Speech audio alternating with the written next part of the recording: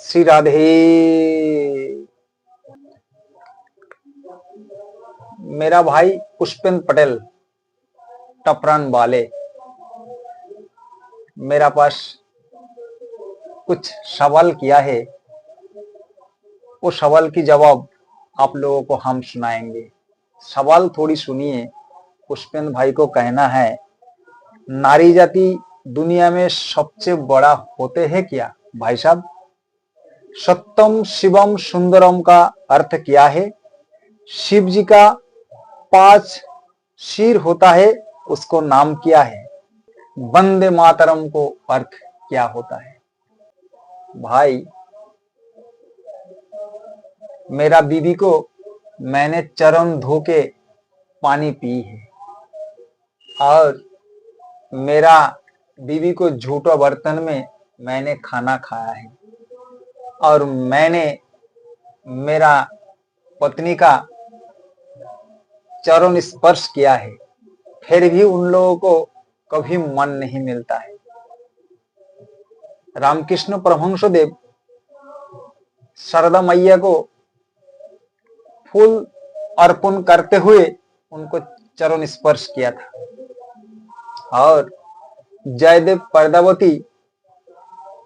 पैदावती को झूठो बर्तन में जयदेव ने भोजन किया।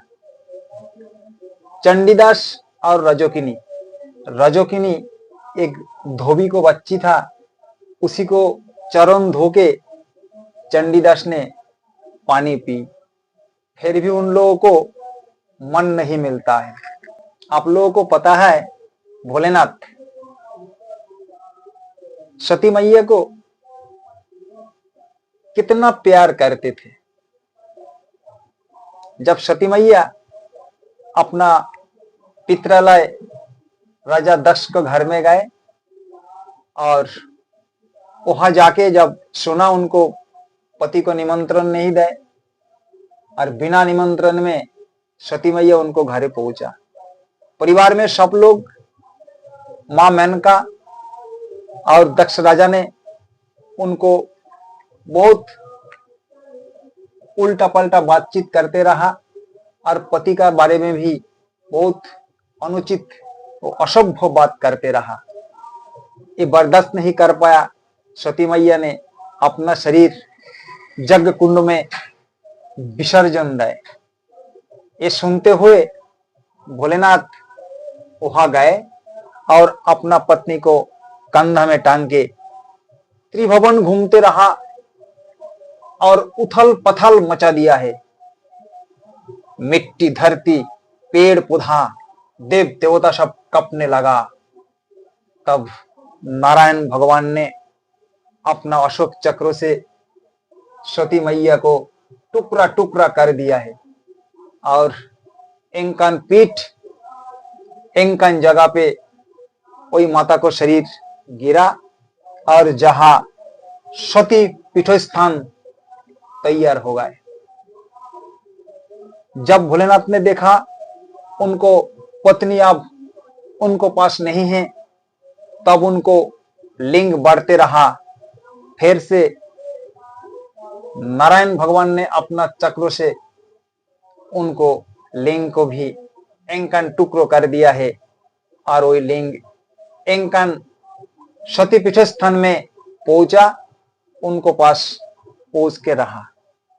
महाशिवरात्रि के दिन भोलेनाथ को जल चढ़ाने के लिए कितना कुंवारिन लड़कियां और बधुआ जाते हैं। भोले बाबा पार करेगा, त्रिशूलधारी पार करेगा, जटाधारी पार करेगा, पर वहां जाके भोले बाबा को कहां जल चढ़ाते हैं? ना वहां भोले बाबा को हाथ है, ना पैर है, ना सिर है।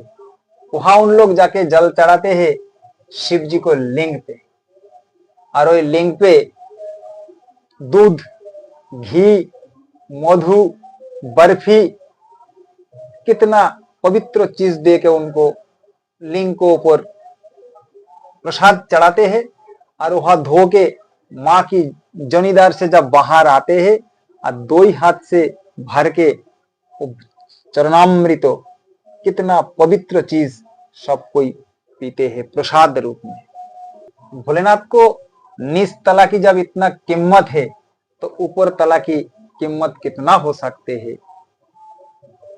नारी जाति, इन लोगों को किस्मत में कभी सुख नहीं लिखा है। बचपन में पिताजी को अंडर में रहते हैं, मम्मी से अगर पूछते हैं मम्मी मुझे थोड़ी मेला जाना है, तो मम्मी कहते पिताजी से पूछ लेना। और शादी को बाद घूंघट लगा के उनको ससुराल में रहना पड़ता है, पति जो कहेगा वही कहना करना पड़ता है। और बुढ़ापा में बच्चा और नहीं तो नाती पोता की अधीन में रहना पड़ता है। उनको बचपन में पिताजी को घर में रहते हैं और शादी को बाद ससुराल में रहते हैं, उनको कहीं घर ही नहीं है संसार में। कोई बच्ची को अगर अंधा लंगड़ा लोला कोई मिल जाता है तो दुख भरी जिंदगी लेके उसी को साथ गुजारना पड़ता है। अगर कम उम्र में पति मर जाए तो विधवा होता है, घर में रमन क्रिया भी नहीं कर पाते हैं और महीने में 2 बार एकादशी करना पड़ते है, अमास में और एक पूनों में। एक पुरुष को जब मम्मी खत्म हो जाते हैं तो उनको पिंडदान भी गया में जाके कर नहीं पाते हैं। इसीलिए नहीं कर पाते क्योंकि उनको पिताजी जिंदा है। पिताजी जब तक जिंदा रहेगा, मम्मी मरने को बाद भी गया में उनको पिंडदान नहीं हो सकते हैं। भगवान भी उन लोगों को अखंड में नहीं देख पाया। पिता की आदेश पे भगवान परशुराम ने अपना माता को गर्दन छेदन किया था। कोई कोई ये कहते हैं भोलेनाथ को उम्र 80-90 साल था और पार्वती मैया को उम्र 18-20 साल था तब शादी किया था। पार्वती मैया ने भोले जी के लिए हजार वर्ष तप किया, अपना स्तन काट के भोले जी को चरण में दान किया और भोलेनाथ को पूजन किया। भोलेनाथ वो स्तन लेके श्रीफल बनाया जिसको नाम है बेल। कोई बेल से ही भोलेनाथ को पूजा होता है। मेनका मैया, दक्ष राजा तो भोलेनाथ को साथ शादी के लिए तैयारी नहीं था, कोई सती मैया ही तैयार था उनको साथ शादी करने के लिए। जब बच्ची काली होता है, कितना अच्छी चेहरा काली मैया को, बिल्कुल धबधबे दूध जैसा काला चेहरा है। किसी को परिवार में अगर काली बिटिया रहते हैं तो उनको शादी कराने के लिए माताई बाप को बहुत दिक्कत होता है। तब जैसा भी लड़का मिले ऐसा ही परिवार वाले ढूंढते हैं। आज जिसको उम्र ज्यादा हो जाते हैं, कोई लड़का को भी कैसा भी लड़की मिल जाए वो भी शादी करते हैं। तो इस तरफ से भोलेनाथ और उस तरफ से पार्वती मैया, एक ही कारण में 2 जन को शादी किया था। आप लोगों ने सुना होगा द्रौपदी, कुंती मैया, अहिल्या, ताराबाई, मंदादरी, ये 5 सती नारियों को बारे में। द्रौपदी जिसको 5 पति, जेठ मर जाए तो विधवा नहीं होगा और देवर मर जाए तो विधवा नहीं होगा। कुछ दिन जेठ को पास और कुछ दिन देवर को पास, ऐसा ही जिंदगी गुजारा इस सती नारी। कुंती मैया जो कुंवारी में ही बच्चा पैदा किया है जिसको नाम है राजा करण, इसी को नाम भी सती मैया को लिस्ट में है। अहिल्या जिसको सतीत्व राजा इंद्र ने हरण किया था, इसीलिए राजा इंद्र को शरीर में हजारों जनी का छाप था।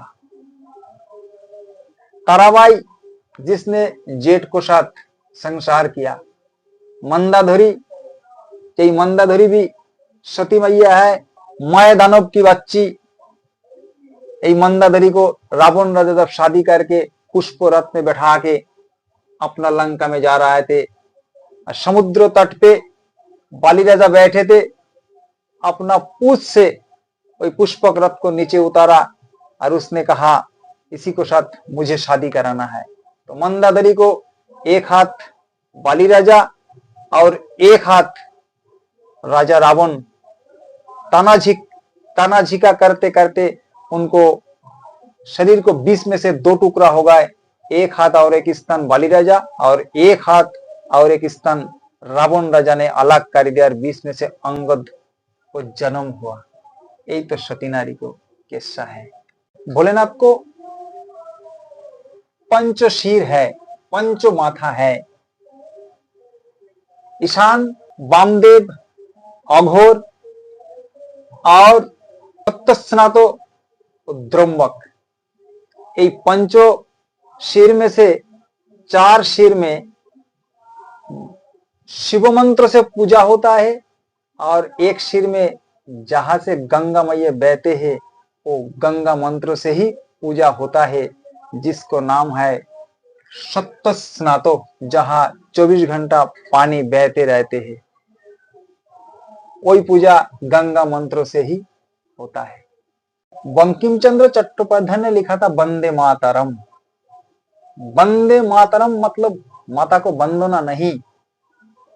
जब अंग्रेज लोग भारत में राज कर रहे थे तो वंदे मातरम शब्द को अर्थ था अंग्रेज को बांध के मारना। सत्यम शिवम सुंदरम, ये सत्यम शिवम सुंदर का अर्थ राम जन्म लेने को 60,000 वर्ष पहले रामायण लिखा था वाल्मीकि मुनि ने। और यही रामायण से 60,000 वर्ष पूर्व में ब्रह्मा जी ने एक रामायण लिखा जिसको श्लोक था 1 करोड़। 1 करोड़ श्लोक ब्रह्मा विष्णु महेश 3 भाग में भाग किया, जिसमें एक एक जन को 30-30 लाख, बचा 10 लाख, फिर से 3 भाग बचा 1 लाख, फिर से 3 बटा, फिर बचा 1000, फिर बचा 1000 श्लोक में यही शिव जी ने 1000 श्लोक लाए। इस श्लोक लेने के बाद उनने चारों भाग में हिस्सा में बांटा, नारायण से नारसत्व त्रेता दापर, और कलियुग में उनने हरे कृष्ण कृष्ण कृष्ण हरे हरे, हरे राम राम राम, यही श्लोक कलियुग में उसने भोलेनाथ ने बांटा है। बच्ची को भी अच्छा नहीं होता है। बेटी, माटी और पार्टी। मिट्टी जो है 24 घंटा मिट्टी लेकर लड़ाई होता है संसार के ऊपर। खाद, बीज, जुताई, कितना लड़ाई चल रहा है संसार में। एक पार्टी, जनता party, Congress party, Trinamool party और कम्युनिस्ट पार्टी, पार्टी करके दुनिया में लड़ाई हो रहा है। और बेटी, जिसको घर में अगर 4 बेटी हो तो उसी को शादी कराने के लिए उसको जो धन दौलत बाड़ी भीटा सब बिक जाएगा। दुख ही दुख है। सन 1947 में भारत आजाद हुआ था, पर क्या बेटी आजाद हुई है? बचपन में पिताजी को जेल खाना में और शादी को बाद पति को जेल खाना में और बुढ़ापा में बच्चा और नाती को कब्जा में रहते हैं, तो उनको सुख कभी मिल ही नहीं सकते हैं। भाई और बहनों, अगर मेरा ये बातें आप लोगों को पसंद आए तो मेरा YouTube चैनल और लाइक सब्सक्राइब करने का थोड़ी कोशिश करें, ये मेरा विनय है।